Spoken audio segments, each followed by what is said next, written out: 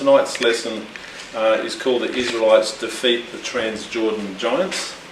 So we've come to a point in time where we're following the genealogy of Jesus. The descendant we're following at the moment is Salmon, who's the son of Nahshon.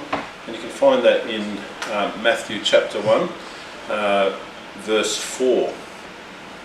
So last week, just to recap quickly, we got up to the point where the Israelites had actually come up through the land of Moab, and they got up to a place called the Zered Valley.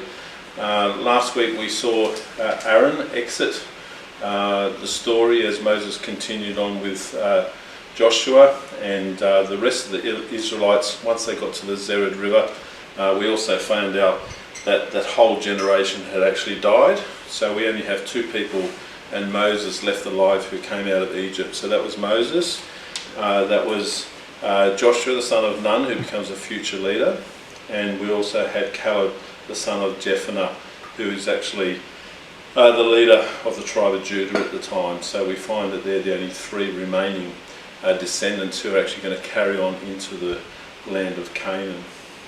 And so when they got to Zered, all of the people that were counted in the census when they left Egypt had actually completely passed away. So we mentioned last week when we think the estimates are somewhere around between 2 and 2.5 million people, including all the men, women, children, the elderly.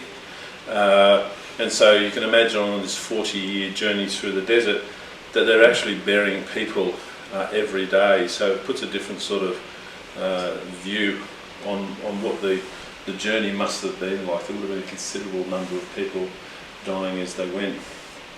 So we're going to pick up tonight with the Zered Valley.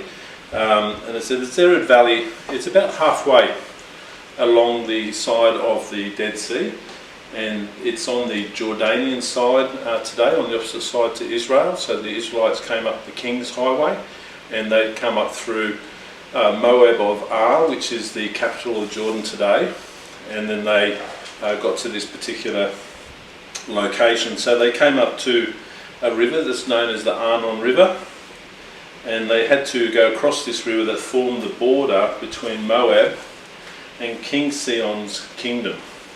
So King Sihon is the king of the Ammonites.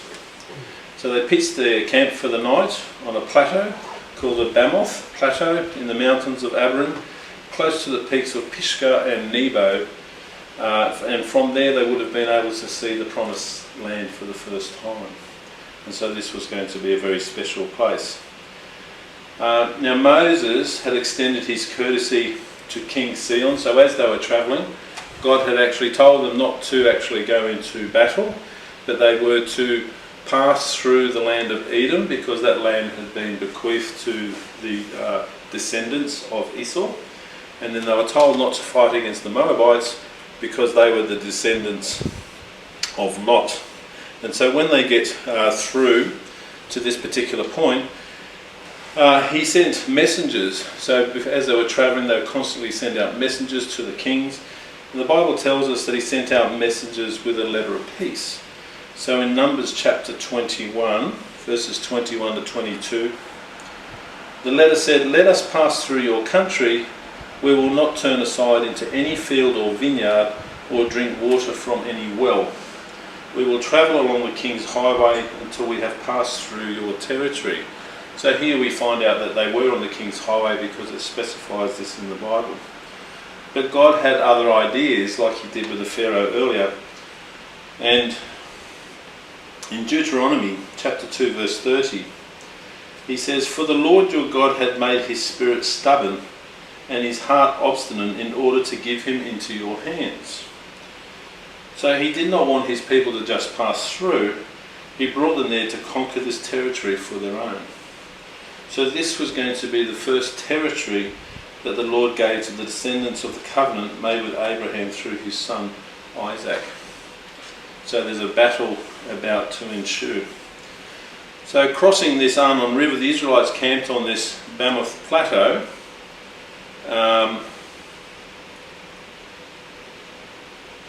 and they would move on from this particular point, as I mentioned, and it's near these two mounts, Mount Nebo and Mount Pisgah.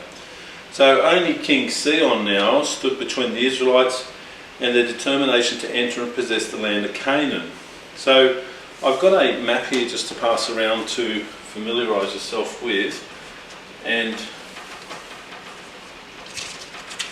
this map will be put onto the YouTube video, and basically it shows the two territories that they're about to overtake and overcome.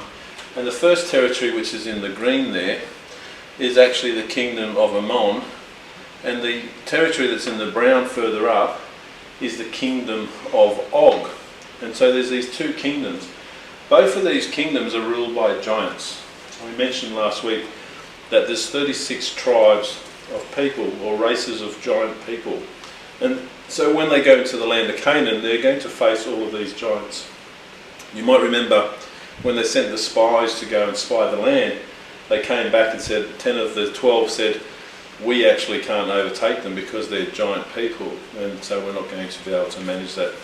And so this map, again, it will be posted onto YouTube. This actually shows you the pathways that they would take, and it shows you the two kingdoms which they're going to overtake. So have a look at that and familiarise yourself with this. And this is where this journey, or this story, is actually set at this point in time. So King Sihon is the lower kingdom.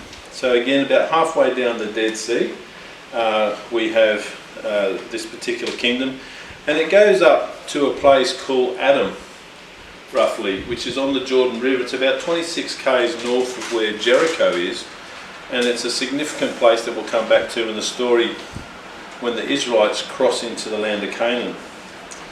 So war with this giant king and his tall warriors was going to be unavoidable. Why? Because God said that he's going to harden his heart, and he was going to put them to war against each other, because he was actually going to give them this territory.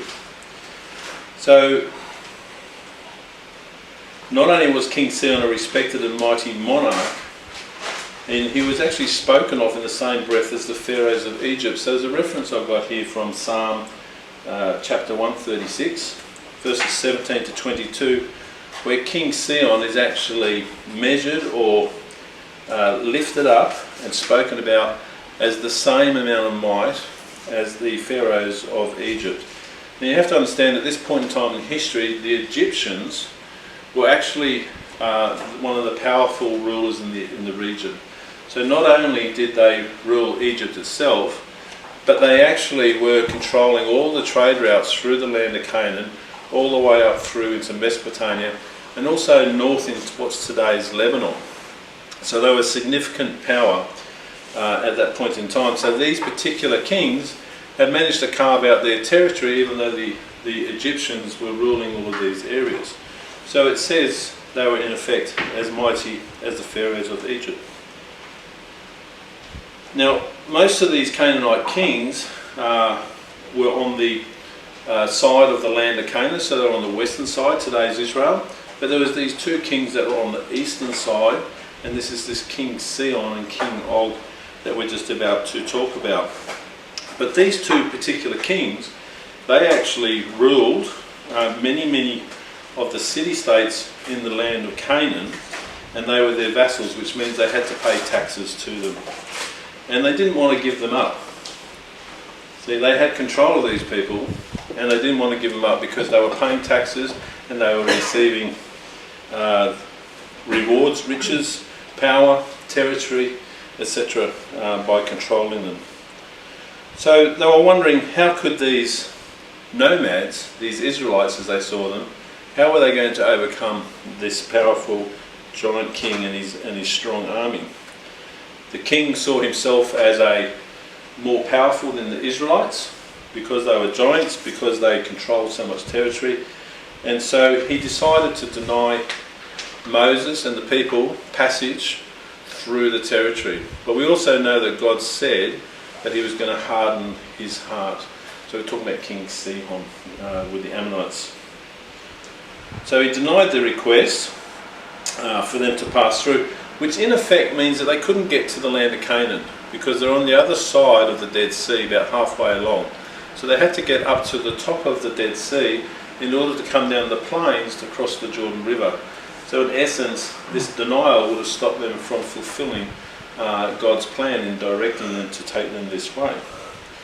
So he rallied his army at a place called Jahaz. These are all written in the Bible. And it's a small town on the plains of Moab, and he waited for the Israelites. So we have that battle scene that's actually set.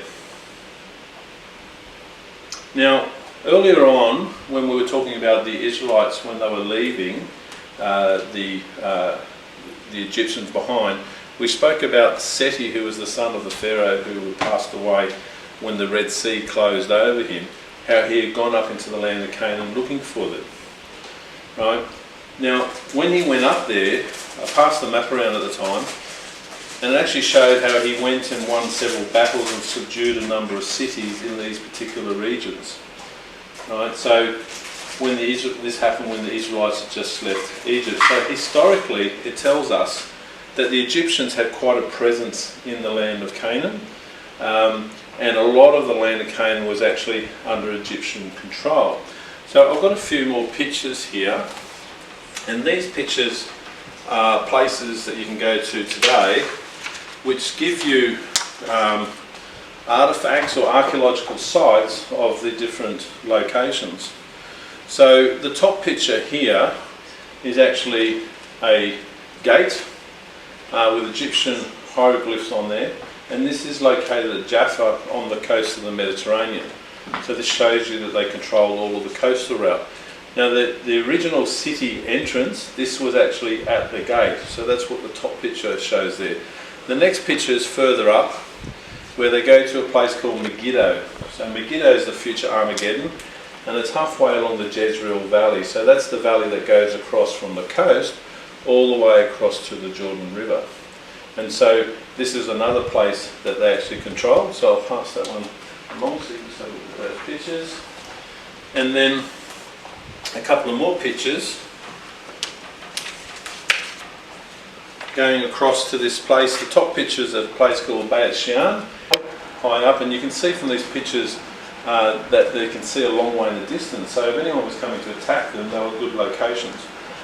The bottom picture is another Tel Kul Hazor, and you can see the soldier there in the valley in the distance, and it's actually north of the Sea of Galilee, and again this is another place controlled by the Egyptians. So these examples are just to show you that when you go to Israel today, that all of these places that the Egyptians controlled are actually still there. There is archaeological ruins and remains and hieroglyphs, etc., which have determined that these places were definitely under Egyptian control.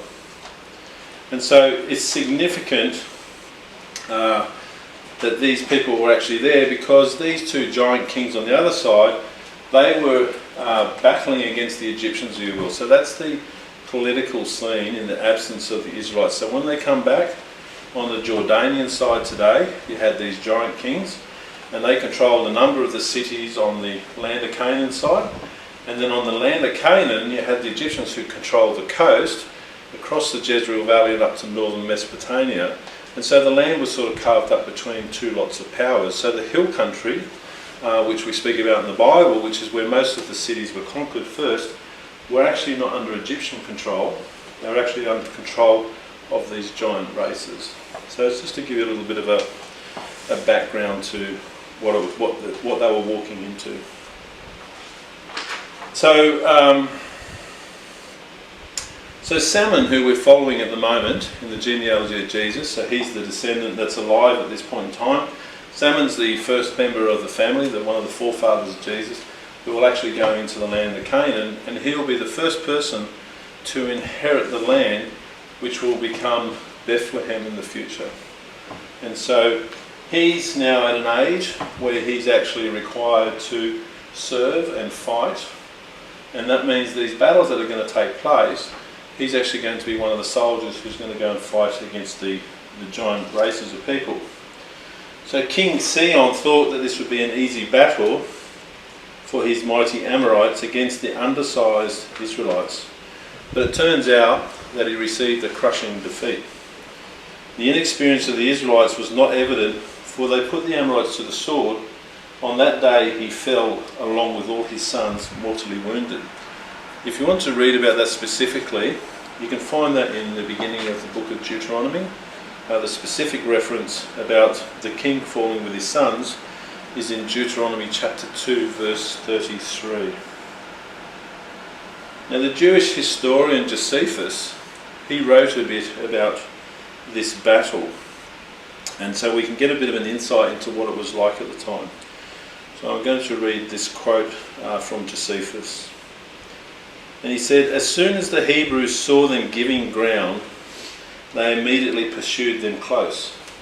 And when they had broken their ranks, they greatly terrified them, and some of them broke off from the rest and ran away to the cities." So we find out that when the Israelites came, that this giant army didn't stand and fight, they actually turned and ran. Now the Hebrews pursued them briskly and obstinately persevered in the labours they had already undergone. And being very skillful in slinging, and very dexterous in throwing of darts, or anything else of that kind, and also having nothing but light armour, which made them quick in the pursuit, they overtook their enemies. So we learn from this that they had small handheld weapons, the Israelites. So they did have weapons with them. They were light of armour, so you can imagine these huge giants in their heavy armour, so they must have been very slow to move. And so the fast moving Israelites, because they were actually throwing, it says here, darts, and they were skillful in slinging. So we learn the story of David and Goliath with a sling, and so it seems that this was one of the ways that they defeated all of these giants. So Goliath wasn't the first giant who was defeated with a sling. So it's quite interesting.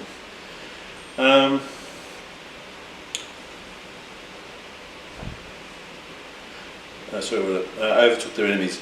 Excuse me. And for those that were most remote and could not be overtaken, they reached them by their slings and their bows. So we know they had bow and arrows, so that many were slain. Josephus also described how those who escaped early were slaughtered when the Israelites caught up with them. They were found crowded in the bed of a cool mountain stream, agonising with thirst. So the giants had run and hidden, and the Israelites continued after them. And so we find that this is the first battle, or pitch battle if you will, where the Israelites actually were the aggressors, if you will. They were going in to invade, because when the Amalekites were to fight against them, they were actually attacking them from the rear when they left Egypt. And later on, when they went up to attack King Arad, they were actually chased back down the other side of the Dead Sea as well. So this time they're going in, they've got God's blessing this time, and we find that they move in and they have this victory. So flushed with victory, the Israelites seized Heshbon, which was King Sihon's capital, that sat cresting a low rocky hill. To the east of the northern end of the Salt Sea, or the Dead Sea as we know it today, the Israelites were close to where the Lord would lead them across the Jordan River. So the significant thing of all of this information is that the homeless Israelites have their first territory. This was their first battle, this was their first land. They didn't understand that they were going to receive this, but now they find that suddenly that they're not just going to receive the land on the western side of the Jordan River or the Dead Sea, they're actually receiving some on the eastern side. So from this location where this city is, the land of Canaan was easy to see.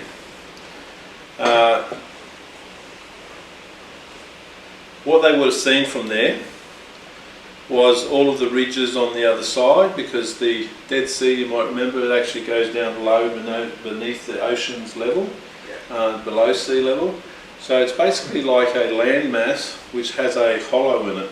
So what they call the mountains are actually the top of an escarpment. So from the top on one side, they'd be able to look across and see the face of the escarpment and the top of the land on the other side. So they would have got a good view of what the promised land was going to actually look like. We just made another stop here on the Dead Sea, not doing very well here, and just panning, we're looking down to the south towards En Gedi, and then across the other side to Jordan, and as we come across there you can see that great big gorge. It's the one that they had to cross in Moab before slope. And if you look at the topography, you'll see it gradually slopes down to the left and comes down the valley. And as I'm pointing in the centre there, you're looking up at Shittim and the Moabite plain. So you can sort of see why they came down that way, and then they crossed the top of the Dead Sea there in the back and over to the River Jordan. But when we come over this side, it's so steep, you can see that was the natural way to go into the land, the promised land. Again, just panning back around, and you can see that slope as it gradually increases. Again, that one difficult gorge they pass through there, and then up over the top through the territory of Moab, today's Jordan.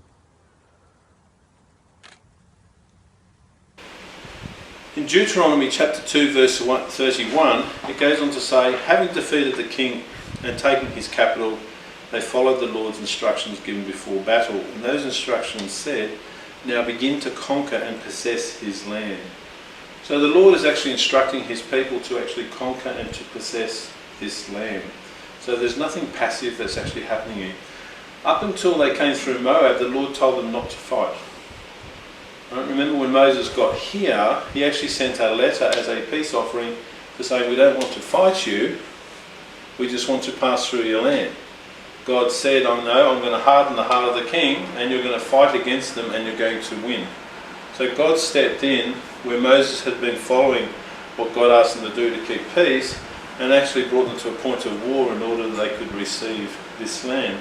So we can see that God is very much in control of what's happening in the Bible here. So Salmon, as I said, he was one of the fighting men. He would have helped besiege and capture the cities. In Numbers 21 verse 30, it lists some of those cities in the Bible, and these places are still historically there today. They're called Nophah, Medeba and Dibon. And he would have helped to drive out the rest of the Amorites from King Sihon's towns and villages. Now, this territory, which again is halfway along the Dead Sea, up until the top of the Dead Sea roughly, actually further up to Adam, about 26 kilometres north of the Dead Sea. In these days it was very rich, fertile ground. Okay, so it was a place that was worthy to have. Now it says in Numbers 21 to 24 that they were to take possession of this, but only as far as the Ammonites, because their borders were fortified. So what happens is, when you look at that map, and again I'll post this on the YouTube, you'll see that you've got the Moabites, and then you've got the Amorites, then the Ammonites, and then you've got the Ammonites are part of, King Og. So he's in the further up the north, beside the Sea of Galilee and a little bit further north. So they all go in sequence up there. So God's giving instructions about who they are and who they are to attack. Now you might remember that the Ammonites were actually another nation who were the descendants of Lot. Right, so there was the Moabites and the Ammonites, and so God told them not to fight against them. So this is what he's reiterating here. So this land they now occupied was formerly Moabite territory though, for it had been lost in battle by the previous Moabite king to the Amorites. But they did not return it to the former occupants, for the vast nomadic tent city of the Israelites had found their first home. So what this happens later on is we find out that this causes a problem, because the Moabites want their land back, and there's a fight that happens in the future between the Israelites and the Moabites, because they're claiming what they see as their land back. But because the Israelites took it off the Amorites, they're saying, no, it's ours, God gave it to us. And so this is something that comes up a little bit further in the Bible. I'm sorry, there's a lot of detail in this part of the Bible. You sort of got to know all your ites, the Amorites, the Ammonites, the Moabites. But this all ties in to God's covenant, and it ties into the descendants of Abraham and Lot, where they're allowed to fight and where they're not allowed to fight. So that night, having won this battle, you can imagine that all of the Israelite people would have been on a bit of a high. So they've come all this way, they've been in the desert for 40 years, they can see the promised land, they're on the other side, they just won this battle, and they've got their first territory under their belt. So you can imagine their spirits would have lifted, You've got to remember they've been eating this manna for 40 years. They're looking forward to the day where they can actually start to eat other food. So this time is coming close. So in Numbers 21:30, there's a description about what a poet said at the time. And he said, "But we have overthrown them. Heshbon is destroyed all the way to Dibon. We have demolished them as far as Nophah, which extends to Medeba." So what this reflects is, in those days, they had people who would write poetry and sing and praise as they would go along. So these victories became part of their folklore, if you will, and it's actually part of what the Bible testifies to. So they put this information in there to illustrate that they were actually proud of their victories, and that this went into folklore, and it would have been repeated because it was poetry, so people would have spoken of this battle. So through Heshbon ran the main highway in the north to south direction, so we're going up and down north-south along the other side of the Dead Sea. So it connected Edom in the south with Moab and Bashan further north, up by the Sea of Galilee. Now, you may think, well, it would make sense now that they veer off to the side and go down to the Jordan River, because this is where they're going to cross opposite Jericho, but they don't. So what's happening is you've got King Og, and King Og is still a threat. So in other words, if they took this land and then went across the other side, as soon as they went across the other side, they reasoned that this king, of course, would come and fight and take over that territory back from them again. So they understood that he was still a threat. So King Og, so King Sihon we've spoken about, the Amorites, so he's been defeated. So now we've got King Og, he's in the northern part of this territory. Again, it goes from Adam, 26 kilometres on the Jordan River, north of where Jericho is, all the way up to the north of the Sea of Galilee, right up to Mount Hermon at the top of the boundary where the tribe of Dan will settle.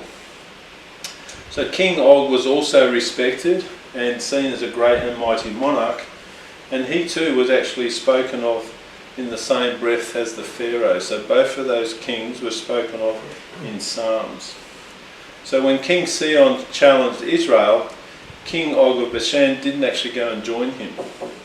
He didn't join him. Why do you think he didn't join him? Any thoughts? Because he thought it would be an easy battle for him. Right. Yeah, so they thought it would be an easy battle, and so he didn't bother to even go into the fight. But once, of course, he learnt that they'd been defeated, everything began to change. So he's 60 miles further north, or 90 kilometres further north than King Sihon, who was defeated. So you can imagine the ability to communicate, unlike today. There's a fair distance. So when the battle actually happened, he wouldn't have actually known about it and been able to get down in time to do anything about it. So Moses still regarded him as a threat. Remember, Moses is still alive at this point in time. So in Numbers 21:34, the Lord said to Moses, "Do not be afraid of him," so we're talking about King Og, "for I have handed him over to you with his whole army and his land." So Moses led the Israelites north to a place called Edrei. Again, all of these are on the map, which I'll post on the YouTube video. And Edrei is spelled E-D-R-E-I.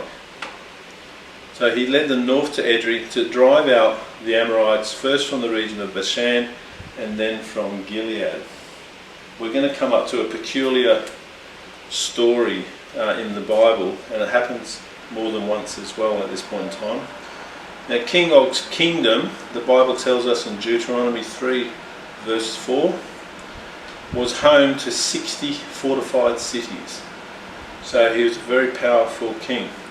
It extended from the Jabbok River, which is again halfway down the Jordan between the Sea of Galilee and the top of the Dead Sea, all the way to Mount Hermon in the north. Sorry, Jabbok River is further south. It's halfway down the Dead Sea, all the way up to the northern part of Israel today. So it's a fair old distance. And it was another place that had rich soils with abundant crops and pasture lands, and the climate was good. So it was a place that was powerful. They had lots of livestock, they had lots of crops, they had 60 fortified cities. So this was a major battle coming up. This was a major population and a major financial centre.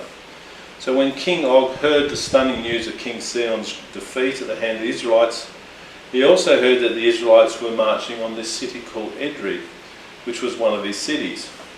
He didn't live in Edrei, he lived in their capital, which was a place called Ashtaroth. Ashtaroth is actually the name of one of the false gods that we spoke about earlier. So, and there was a few miles to the northwest. So he rushed across to come and defend his city. But the city of Edrei was really peculiar, and the reason is because it was actually cut out of the rock wall down the escarpment. So remember I said that when we go to the Sea of Galilee, it's below sea level, and then the Jordan River goes lower down to the Dead Sea, it's even lower, and so there's all escarpments along the side. So this particular city, they'd actually gone halfway down the escarpment, and they tunneled into the side of the escarpment to actually build their city. So it makes it a very hard place to attack and an easy place to be defended. So the Israelites approached from the south, and King Og assembled his forces on the plain above. So you might wonder, well, if they were in this hole, so to speak, the city underneath, why would they assemble on the plain above? So this is where the Bible gives us this information. So first of all, the city was 70 feet below the surface, and King Og, like King Sihon, he was overconfident. He was a big powerful king, he had many cities, he had an army, he was a giant, his army were giants, so he thought it'd be easier to defeat these people. So what happened was something had to drive these people from the city underneath out onto the top. So we read how the Israelite army defeated these Amorite kings. So the Bible tells us they were defeated. And it says they defeated their armies by the sword. But Scripture reveals to us that God handed them over to the Israelites. So the question is, how did God help his people? I did mention this on a conversation before. But God uses some very peculiar ways of dealing with people in the Bible. We hear about hailstones used to kill people, for example, and this is another one of these. In the book of Joshua, in chapter 24 verse 1, it talks about a time when Joshua were told the elders, the leaders, the judges and the officials of Israel what the Lord had said to them when he renewed his covenant. God spoke of all that occurred since he chose Abraham and made a covenant with him. In this speech, the Israelites were told how God had given their enemies into their hands and how he did this. And in Joshua 24 verse 12 it reads, I sent the hornet ahead of you, which drove them out before you, and went on to say, also the two Amorite kings, meaning Sihon and Og, you did not do it with your own sword and bow. So what God's saying is he used the hornet. So you've got this huge giant, and he sends in an oversized bee into this cave on the escarpment, and he actually drives out all of these giants. You can imagine all these big hulking giant men, and they come out screaming, and they've got these hornets chasing them out, and they go up onto the plateau at the top. But this scripture also tells us from Joshua that they didn't do it with their own sword and bow, which means that God had a hand in the victory in the battle. So they were obviously in the thick of it fighting away, and probably thought perhaps they'd defeated it by their own strength. But God's making it clear that they actually didn't. He had his hand in this. So it's a very peculiar story in the Bible, but we see how God actually always helps his people in a physical way. We're physical people living in a physical world, and he uses this physical means to drive out his people. So these rugged giant Amorites have been driven out of their odd city by an army of angry hornets. Disgruntled, they assembled on the plain above with their king. These smaller Israelites confronted them in a raging battle, and again the king, his sons, and all the army were slaughtered. The Israelites took possession of Edrei and went on in a series of subsequent battles to capture all 60 of the fortified cities. And it says in Deuteronomy chapter 3 verses 4 to 5 and again in verse 14, besides a great many unwalled towns. So we get a scale that there was cities, there was towns, there was villages, all these different scars. And it says they destroyed everything as God commanded them to do. Every city, men, women and children in Deuteronomy 3:6. And carried away the plunder and the livestock. Again, I'm just going to stress, when you're reading the Bible, the main story that we're reading at the moment, you see that we find out details about it in other books of the Bible. So we find out the fuller picture of what happened by reading Joshua, for example, with the hornets, because it doesn't actually say this in the part of the Bible in Deuteronomy where the battle's actually happening. So if we don't read the Bible and know the different books, we'll miss out on some of the richness of what's actually happening. So we find out more information on that basis from the book of Amos. So Amos is one of the prophets. So the prophet Amos wrote later in a reference to this campaign, he revealed the word of the Lord when he said in Amos chapter 2 verse 9, I destroyed the Amorite before them, though he was tall as the cedars and strong as the oaks. So these are both really big species of trees. The cedar defined their extraordinary height. The oak defined their extraordinary power, because the oak trees are wider and thicker. So he uses these references of these two trees. So the death of King Sihon and King Og and their armies brought an end to what we know as the Transjordan Giants. In other words, on the other side of the Jordan River. So God actually got them out of the way first before they entered the land of Canaan. Why? Not only did they have power and all the cities on that side, but they controlled many of them on the other side that the Egyptians didn't have at the time. So this gave them a great control over quite a large region. So we don't know exactly how big they were, but again the Bible helps us out. We can determine that they're at least twice as tall as the average man today. So twice as tall, so you'd be through the roof of the building. Alright, so if I'm average, twice as tall as me. So how do we know that? The book of Deuteronomy, in chapter 3 verse 11, spoke about, funnily enough, King Og's bed. It defines the size of his bed. It actually says that his bed was 9 cubits long and 4 cubits wide, according to the common cubit. So obviously to find this out, you have to look at what the common cubit was at that time. So an equivalent measurement today is 13.5 feet long and 6 wide. In metres, as most of us understand today, that actually means the bed was 4 metres long, 4 metres, and almost 2 metres wide. That's a single bed for the king. 4 metres long. So you can imagine being confronted. So when we come to the story of David and Goliath and you see the pictures of the giant being so much bigger, you can see they actually know roughly how tall they were, because they actually have the measurement in the Bible provided about one of the giants' bed. So having defeated the Amorite kings, the Amorite armies and their people, the Israelites turned southwards again and they travelled to the plains of Moab opposite Jericho. So this brings us, they've taken control of that side of the Transjordan, and now they've moved to the plains opposite Jericho. They remained on the same side of the river on the eastern side, today's Jordan. And obviously what they did was they actually set up their camp. So this was a place of rest for them now, because there's a plain there, they could stop there, and so they set them up. So can you imagine what this looked like for the people of Jericho? Right? 2 million odd people just parked their tents on the other side of the river. Their stories they would have heard is that they escaped Egypt all this time ago. The Pharaoh was defeated, right? The waters were parted, and they disappeared. No one knew where they were. They were down in the Sinai. And then suddenly they come up the other side of the Dead Sea 40 years later, and they just wiped out all the most powerful kings that controlled everything. And so you can imagine the fear that they would have had before they even came across the other side. Jericho is not a big city. And so we'll come back to that a bit later in the piece. But they were grossly outnumbered, and they would have been very, very fearful.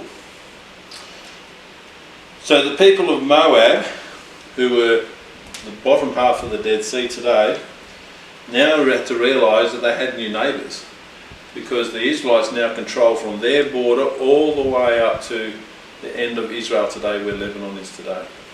So they control all that way up to Mount Hermon. So these new neighbours were actually able to slaughter the Amorites, the race of giants that they weren't able to actually beat, because they had some of their lands taken off them earlier. So with the perceived enemies to the north, the Dead Sea to their west and the desert to the east, the Moabites actually turned to their friends who were actually the Midianites in the south, which is where Jethro came from, who was the father-in-law of Moses. So that's in northern Saudi Arabia today, along the side of the Red Sea. So they turned to the Midianites in the south, and they expressed their fears to the elders. And in Numbers chapter 22 verse 4, they said, "This horde is going to lick up everything around us as an ox licks up the grass of the field." So they used the word horde, so it's telling you the size of the Israelite number of people. So they're talking about them almost like they're locusts. They're huge in number. And so they were terrified. They were terrified by this large number of Israelites and what they'd able to achieve on their doorstep. Now the king of Moab was a king called Balak of Zippor. He was actually unaware that the Lord had forbidden the conquest of his country by the Israelites, because God told them not to go to war with them, because they were the descendants of Lot. So he did not know the God of Israel, nor that this was going to happen. Instead, he worshipped his own false god called Chemosh, and that's found in Numbers 21:29. And so when we get to this part of the Bible, the fifth lesson in this series, and I think we're on the 22nd lesson now, was actually about all of the false gods that are in the Bible, because now what happens as we walk into the land of Canaan, we start encountering all of these false gods one after another and what happens in their name. So Chemosh was one of them, and it was one of the gods that was deemed deplorable, and it was one of the gods that actually used to sacrifice children to in the fire. So fearful of being attacked, he panicked and searched for a solution to his perceived crisis, for he lacked the military ability to defend his nation against Israel. So understanding that he didn't know that God spared them, and so he thinks they're going to come and get him next. So what did he decide to do? He actually decided to use a demonic curse. He decided that he wasn't going to fight them with muscle, he was actually going to use a curse. But he didn't use his own cultic priest to perform the curse, but he sent for the guy who is known as the best in the region, not in his town, the best in his region. Does anyone know what this guy's name is? Balaam? Balaam, yeah. So he's called Balaam, son of Beor, of Beor. So he sent some elders from Moab and Midian, because they were their allies. So you can picture this, Moab's at the lower side of the Dead Sea, and the Midianites are beneath them. So they're buddies together. And they sent a fee, they sent money to Balaam to pay for a divination. So that's in Numbers chapter 22 verse 7. Okay. So we're all keeping up. So the Israelites have gone up from the Sinai Peninsula. They skirted across the bottom of Israel through the desert of Paran, the desert of Zin. They went down almost to the Red Sea at the bottom. God told them to turn around, don't fight with the Edomites. Came back up the wilderness highway, then through the King's Highway through Moab on the lower half of the Dead Sea. And then they've taken over all of the land on that side of the Jordan River, all the way up to Mount Hermon at the top of Israel today. Now the Moabites are joined with the Midianites beneath them, and they want to stop them. So that's the short summary of what's happening.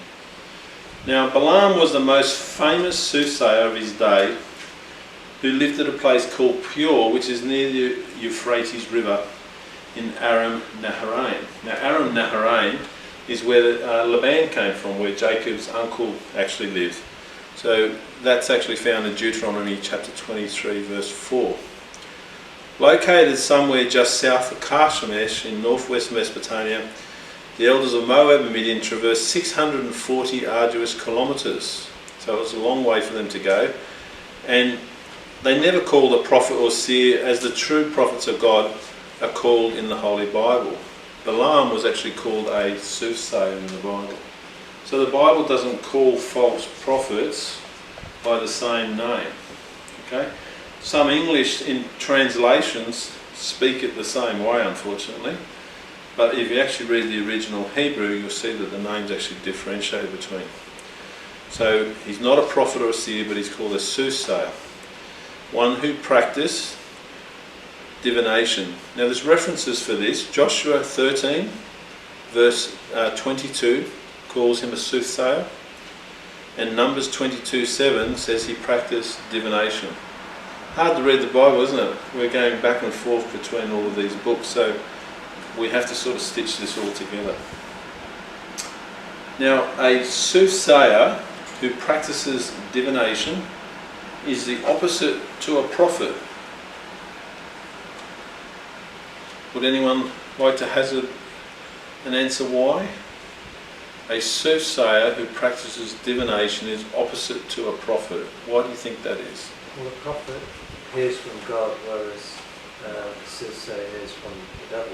Right. So they're on opposite sides of the fence altogether. Okay, so a prophet hears from God, and a soothsayer works with the devil. Okay, so that's very good. How do you So- spell it? Sorry, How do you spell it? soothsayer. Yeah.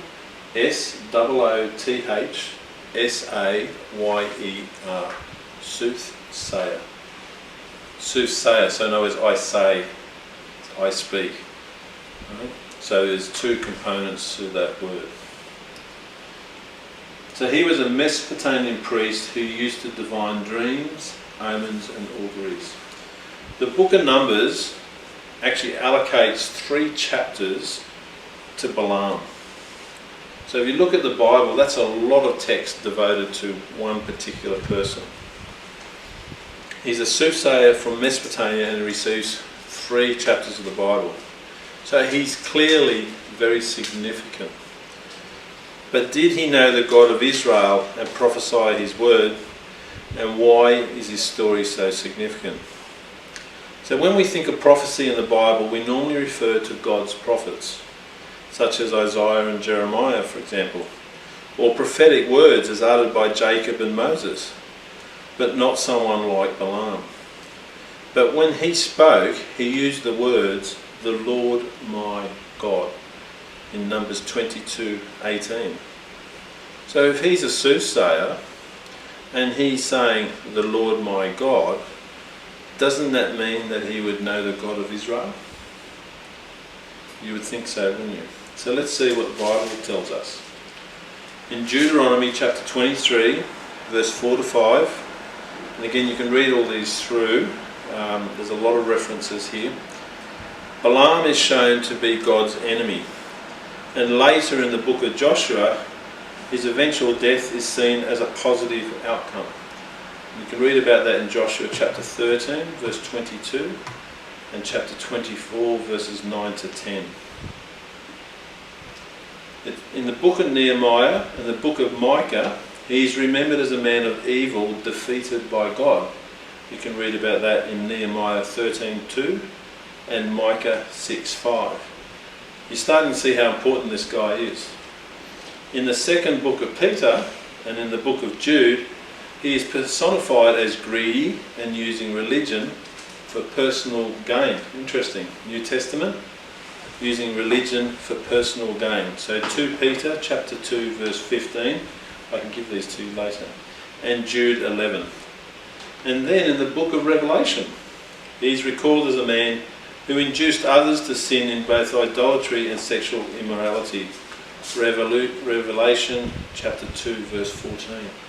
So he gets a lot of space in the Bible. Not only does he get a lot of space when these events happen, but he's recalled by many afterwards. So he was obviously quite famous for who he was.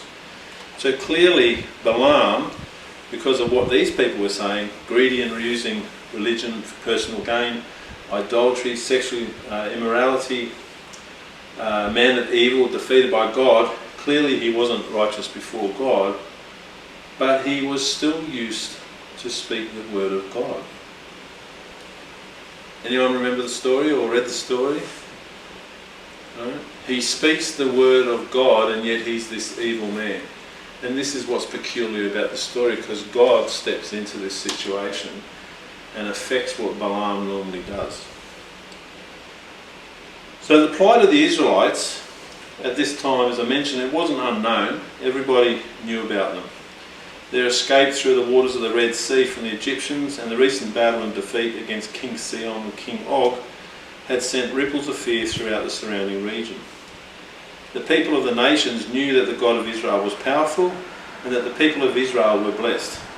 Balaam knew of the true and living God, if only by reputation, and would have a respectful fear of his power.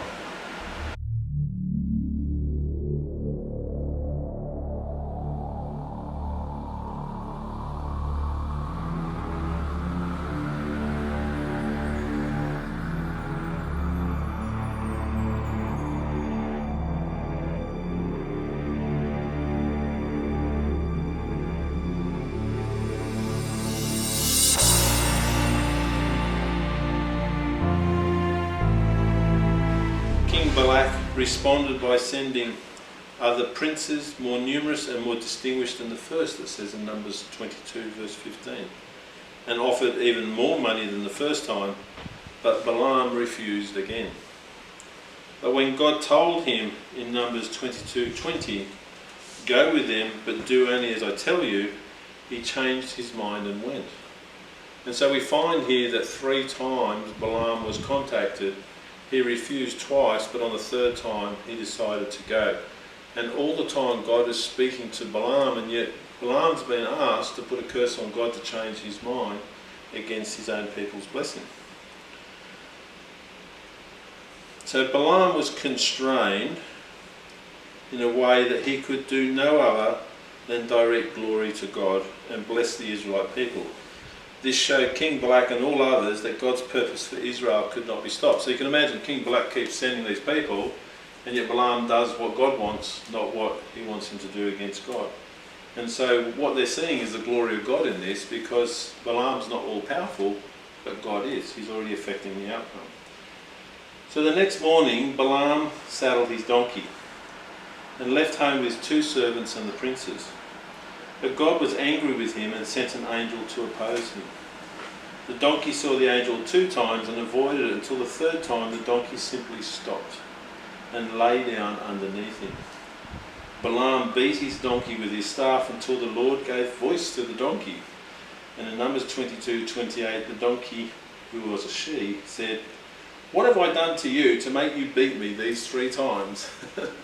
You can imagine your donkey saying this to you. "What have I done to you to make you beat me these 3 times?" Balaam argued with his now talking donkey until the Lord opened his eyes. He saw the angel himself. He was standing in the middle of the road with a drawn sword. So you see, the donkey had actually saved his life. For if she had not turned and run, Balaam would have been slain. So God sent an angel to kill Balaam. But the donkey could see the angel because the donkey wasn't evil. And the donkey saved the life of Balaam. So Balaam consequently bowed low and fell to his face. And by submitting to the angel, this lowly beast of burden had made it possible for a blind Balaam to see. Sometimes we can't see things ourselves, even though we hear from God or see from God. And it took a donkey to see in this situation. So what did Balaam do wrong? Didn't he obey the Lord? Remember, the Lord said the 3rd time to go. Here he is, he went, and suddenly there's an angel waiting for him with a sword. So you think, well, hang on, didn't he do what God said? Balaam obeyed the Lord inasmuch as he only went with the Moabite princes when the Lord said to. But the problem was he still went with a heart to serve King Balak, whose only interest was to have the Israelites cursed.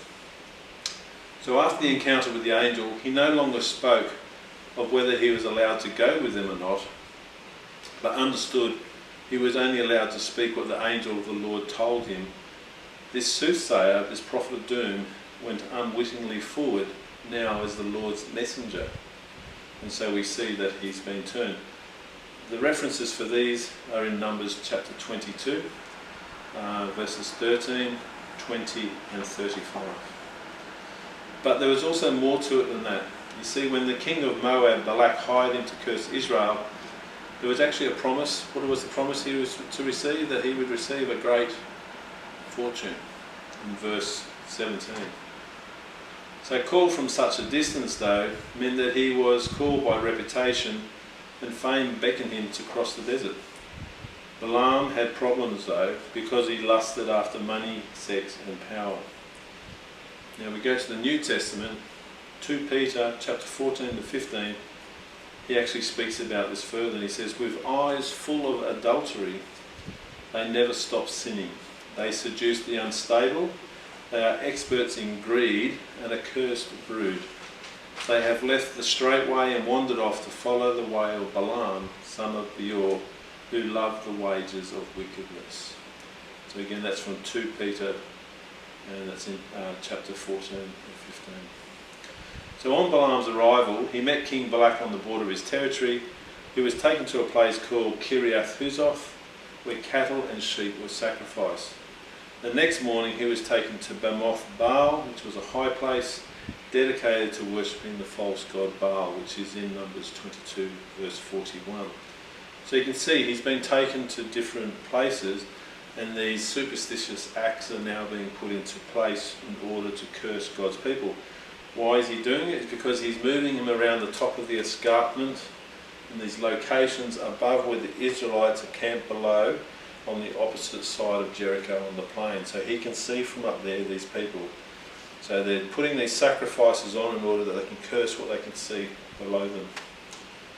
So on Balaam's arrival, so although it was quite common for those who did not know the God of Israel to be polytheistic and worship more than one false god, simultaneously, because the name Baal means master or lord, it was often used as a general term to represent many different deities.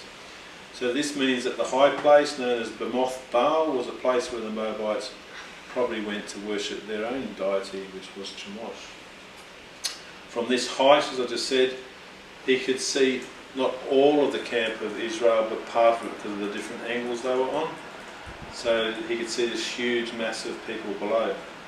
Balaam told King Balak to build 7 altars to sacrifice a bull and a ram on each, in Numbers 23 verse 1. These offerings were made with the intent to bribe God to curse the Israelites. But God, of course, will not be bribed. So the Lord puts a blessing on Israel in the first oracle that comes from Balaam's mouth. And we read about that in Numbers 23 verse 9 to 10. And it says, from the rocky peaks I see them, from the heights I view them. I see a people who live apart and do not consider themselves one of the nations. Who can count the dust of Jacob or number the fourth part of Israel? Let me die the death of the righteous, and may my end be like theirs. So that's in Numbers 23 verse 9 to 10. So notice there it says the dust of Jacob, or number the fourth part of Israel. The fourth part of Israel is the tribe of Judah, the fourth son. Okay. So I've just got another map here to pass around to you, and on this map I have placed these locations on there above the Israelites. Again, we'll post this onto the YouTube so you can actually see where these locations are above the Israelite encampment. That's there.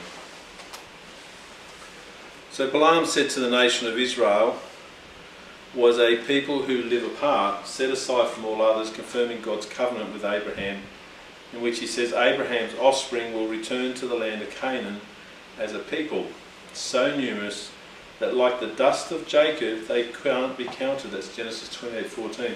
So Balaam is actually repeating what God had actually said much earlier. As a Gentile, Balaam is outside of the covenant of God, so he asks to die the death of the righteous, as that scripture says. But because they are those who are obedient to God, he can't join them. Even so, he desires to be blessed like them. So failing to extract a curse from Balaam's lips, King Balak takes him to another location, and this is the field of Zophim on the top of Pisgah, so that's one of the mountain peaks there. And there he built 7 altars and offered a bull and a ram on each altar. Again, only part of the Israel's camp could be seen from this vantage point. This was the second time Balaam resorted to sorcery to place a curse on the Israelites. But again, before he spoke, Numbers 23:16 says, the Lord met with Balaam and put a message into his mouth. In the second oracle, Balaam says, this is in verses 19 to 24 of Numbers 23. Balaam says, God is not a man that he should lie, nor a son of a man that he should change his mind. Does he speak and then not act? Does he promise and not fulfil? I have received the command to bless, he has blessed, and I cannot change it. No misfortune is seen in Jacob, no misery observed in Israel. The Lord their God is with them. The shout of the king is among them. God brought them out of Egypt, they have the strength of a wild ox. There is no sorcery against Jacob, no divination against Israel. It will now be said of Jacob and of Israel, see what God has done. The people will rise like a lioness, they rouse themselves like a lion that does not rest till he devours his prey and drinks the blood of his victims. That's in verses 19 to 24 of Numbers 23. So in the second oracle, we're hearing a lot of what was said in Genesis being repeated once again.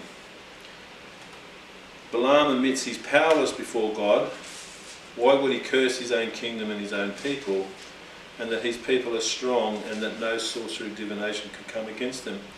The prophetic blessing of Jacob's son Judah, the tribe prophesied to come first, which now led the nation of Israel, is alluded to from Genesis 49:9, in which he said, you are a lion's cub, Judah, you return from the prey, my son. Like a lion he crouches and lies down, like a lioness who dares to rouse him. So in Numbers, there in verse 24, it says, they rouse themselves like a lion that does not rest, till he devours his prey. So we hear the same scripture being repeated. So this soothsayer is repeating the blessing that was given to Judah at this time when his father was actually passing away. And so here he's meant to be cursing him. In fact, he's actually blessing him with what God had blessed them with. So you can imagine King Balak's not very happy at this point in time. This is 2 attempts. And so King Balak leads him to yet another location. This time it was the top of a place called Peor. Again, built 7 altars. A bull and ram was sacrificed on each of them. But this time was different because Balaam did not actually resort to sorcery. Looking out toward the desert, Balaam saw Israel camped tribe by tribe. The Spirit of God came upon him and he uttered his oracle. So we're now in Numbers 24 verses 2 to 3. Stating his eyes were now open, how he could hear the words of God and see a vision from the Almighty. He said in the third oracle, which we find in Numbers 24 verse 5 to 9. How beautiful are your tents, O Jacob, your dwelling places. O Israel, like valleys they spread out, like gardens beside a river, like aloes planted by the Lord, like cedars beside the waters. Water will flow from their buckets, their seed will have abundant water. Their king will be greater than Agag, their kingdom will be exalted. God brought them out of Egypt, they had the strength of hostile nations and break their bones in pieces. With their arrows they pierce them, like a lion they crouch and lie down, like a lioness who dares to rouse them. So this time Balaam realises that God will not speak through him with any form of divination, sorcery or augury. So he simply waits for God to speak. So the Spirit of God came upon him, as I mentioned, and he gave the third oracle, which describes the future prosperity of Israel. And that prosperity is the descriptions of the gardens beside the river, etc. He spoke of the future king who will be greater than any nation. So we have a prophecy coming from Balaam, from God, about the future king, Jesus Christ. Finishing with another reference to the power of the tribe of Judah, we're reminded that God will fulfil his covenant promises. And in Isaiah 55:11 it says, "So is my word that goes out from my mouth, it will not return to me empty, but will accomplish what I desire and achieve the purpose for which I sent it." So God's saying through Isaiah that when he puts a word out, it comes from his mouth, it'll accomplish the purpose for which he sent it. So these blessings from the past, he's now actually speaking over the tribe of Israel at this point in time through Balaam, who's meant to be a sorcerer. So there's no curse spoken over his people. Now Agag, which was mentioned in the scripture, he was the Amalekite king who had no fear of God. When the Israelites came out of Egypt, of course, they became their enemy. So King Balak now, after these 3 times, is furious. So he tells Balaam to go home without his reward, but he's reminded that when he sent his messengers, Balaam told them he was only able to say what the Lord says. Balaam, instead of leaving, warns King Balak in Numbers 24:14 what these people will do to your people in days to come. So in his 4th oracle, he says in Numbers 24 verses 17 to 19, "I see him but not now, I behold him but not near. A star will come out of Jacob, a scepter will rise out of Israel. He will crush the foreheads of Moab, the skulls of all the sons of Sheth. Edom will be conquered, Seir, his enemy, will be conquered, but Israel will go strong. A ruler will come out of Jacob and destroy the survivors of the city." So again, he's now predicting what's going to happen in the future. Sorry, not predicting.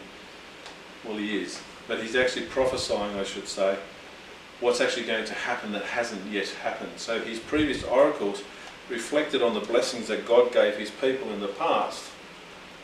And he spoke those over the Israelites again. But now, because King Balak hasn't given him his money, he's now telling King Balak what's going to happen to him and his people in the future. And it's not good.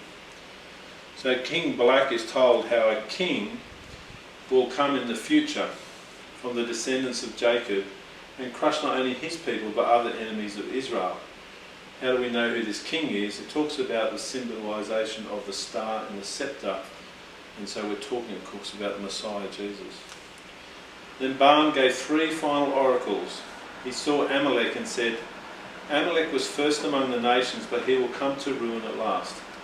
He also saw the Kenites and said, "Your dwelling place is secure, your nest is set in a rock, yet you Kenites will be destroyed when Asher takes you captive." So all this is for the future. And then finally, ships will come from the shores of Kittim. They will subdue Asher and Eber, but they too will come to ruin. Finishing the oracles for King Balak, Balaam got up and left. So what are these things that he's speaking of? Firstly, the Amalekites were the first enemy to come against the newly formed nation of Israel when they left Egypt.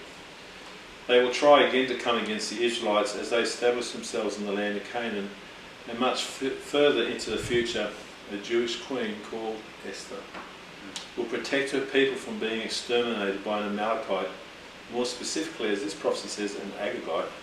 His name is called Haman, and he will govern the Persian Empire. The Kenites, as a people, are best represented in the Bible from the book of Judges, that says the father-in-law of Moses, the Midian high priest Jethro, was a Kenite. So we're talking about the Midianites. Asher represents the future Assyrian Empire, Eber the future Babylonian Empire, and Kittim, although the Hebrew word for what we normally know as Cyprus, can also stand for the other maritime nations, of course the Greeks and the Romans. So this is actually prophesying all the events of the Old Testament that's going to come before Jesus from Balaam. Now you can see why he's given so much attention, so much space, I guess, in the Bible, because he ends up speaking over these people a blessing, but he also now prophesies the whole rest of the Bible in what we know as the Old Testament, or the Hebrew Bible.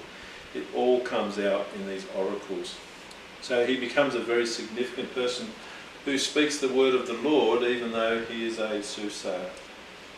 So after Balaam failed to curse Israel, he actually went down to live with the Midianites, and he set a trap for the people of Israel in Numbers 25 verse 1 to 3. By this means he could still earn his fee. This is the last point. Does anyone know what the trap was that he set? Bit of an obtuse part of the Bible, but he uses a very physical means to entrap the people. So what he does is that the army of Israel had proven to the surrounding nations that they couldn't be beaten physically. So God ensured that the nation of Israel couldn't be overcome spiritually, as we just learned. So for Balaam, he was forced to speak this blessing when he wanted to utter a curse. The enemies of Israel couldn't defeat the Israelites from outside, so Balaam, determined to earn his fee, crafted an initiative that would undermine the Israelites from within. Balaam advised King Balak to send Midianite girls into the Israelite camp to lure and trap the men to worship Baal. Like Satan, the false god Baal was dichotomous in nature. Children suffered either way. On the one hand, they were sacrificed by fire to appease an angry god of war. And on the other hand, the girls were forced into sexual activity to satisfy a god of love. Both of these practices were described as disgusting by God, but Balaam knew that he could use this sexual immorality to attack the Israelites from within. Remember in the New Testament some of those quotes I gave you? They spoke about how Balaam was aligned with sexual immorality. So this is the weapon that he actually used against God's people, because he couldn't defeat them by might and he couldn't defeat them through spirituality. So here's the reality of what happened. The Israelites are down on the plain and they've got all of these girls which they bring up. They weren't mature women. Midianite and Moabite girls, they were very young. They were initiated into a cult of Baal at the age of 13, and so this is what the reality was in these days. Right? At 13 years old, girls were taken and put into these cults without a choice. Initiation ceremonies throughout the region were very similar. This is all recorded in history, this stuff. So this just paints a picture of what it was really like at the time. Typically, the father would take his daughter to a temple and leave her there, where she would wait for a man to come and throw money before the altar. Once he paid the price, he would take the girl. The young girl would then stay in the temple for a period of time, and men would pay to see her. So this was temple prostitution. When we talked about Judah, remember he left his family for a period of time, and he met his daughter-in-law on the road and he thought she was a temple prostitute. Okay, so this was common. If the young girls refused, they weren't actually allowed to leave until they'd been initiated into the cult. The temples were quite sophisticated. They usually consisted of an altar, a tent, and stone structures as well. The girls sent by the Midianites into camp were these temple prostitutes. They were young, and funnily enough, they were chubby. So apparently it was what was desired. And all the idols and the statues that they uncover in modern times actually show these girls as being chubby. They're never slender, they're always shown as being overweight. And then the other thing that happened at these temples was there was a ritual eating of the temple sacrifices was practiced. And so these young and obese females were revered for their fertility. So what was going to happen? The Israelites were going to have these girls come down into their camps, and the men would go off with them back to these temples. They would undergo these sacrifices, they would eat meat. They hadn't eaten anything apart from manna for 40 years, and then these girls would sleep with them. So basically the temptation was so great that this is how Balaam actually would manage to do some damage to the Israelites. Okay, so I'm going to wrap up on that point. It brings us to the end of Balaam. It brings us to the point where the Israelites are now settled in the plain opposite Jericho. It brings us to the point where they've overtaken the Transjordan on that side. And we also find out that Balaam, even though he's a wicked man, he actually prophesies into the future of what will happen, and he also gives all the blessings that God gave in the past over the Israelites. So we can see God's hand on what's going on. God has a huge impact from hardening the kings in order to fight, sending hornets to drive the people out, affecting the outcome of the battles, delivering them their first land. They go down to the plains. They had to settle there before they went across. Remember, they had to consecrate themselves before they went into the land. And then this curse failed. And in fact, the prophetic words that were spoken would see the destruction of those that would come against God's people. So in this few pages that we've covered, there is a huge amount going on in the Bible. So there's a lot to take in.